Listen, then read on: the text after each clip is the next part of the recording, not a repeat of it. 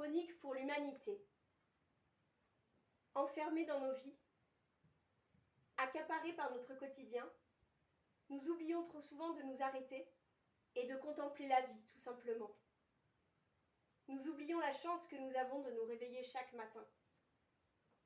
Dans une société du toujours plus vite, plus loin, plus grand, plus haut, plus cher, plus célèbre, nous avons oublié les choses simples de la vie.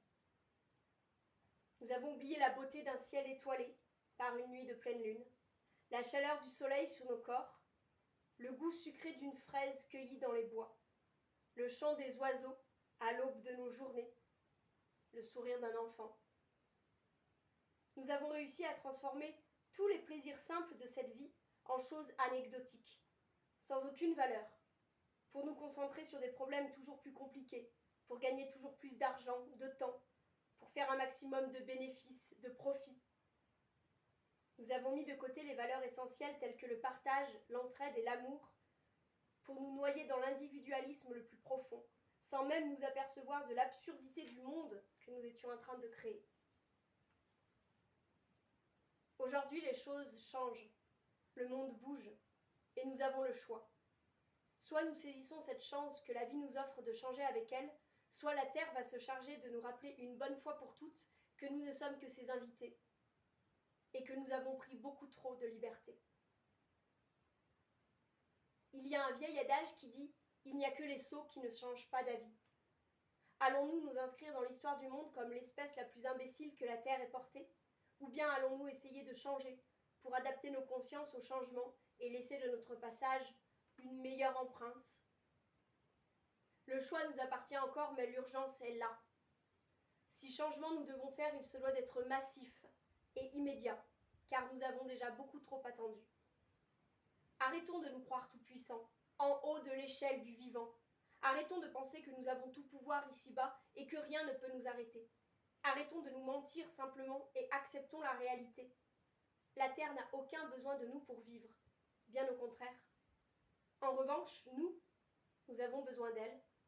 Besoin de l'oxygène que ces arbres nous offrent pour respirer, besoin de ces fruits pour nous nourrir, besoin de l'eau qui coule partout en son sein pour boire, besoin d'elle pour vivre simplement et avec humilité.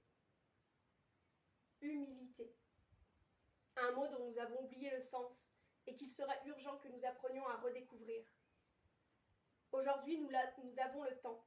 Pour la première fois depuis bien longtemps, nous sommes contraints d'avoir du temps. Nous sommes forcés de vivre au ralenti, alors profitons-en. Profitons de ce moment que nous avons pour réfléchir, pour nous remettre en question, pour nous émerveiller des petits riens de cette vie qui sont tout. Prenons le temps de contempler le ciel bleu sans les traces permanentes de notre activité incessante, de respirer l'air purifié de notre absence, d'observer la nature tout entière qui, débarrassée de nous, reprend peu à peu ses droits, l'eau des rivières qui redevient limpide, les poissons qui se réapproprient leur milieu naturel, les oiseaux qui reviennent. La vie ne s'est pas arrêtée pour toutes ces espèces naturelles. Au contraire, leur vie est plus douce depuis que nous sommes enfermés, contraints de ralentir, voire de stopper notre course effrénée pour l'argent et la productivité. Alors je vous en prie, n'essayons pas d'être plus bêtes que nous ne le sommes déjà, et prenons ce temps pour réfléchir et pour changer. Je veux dire, changer vraiment.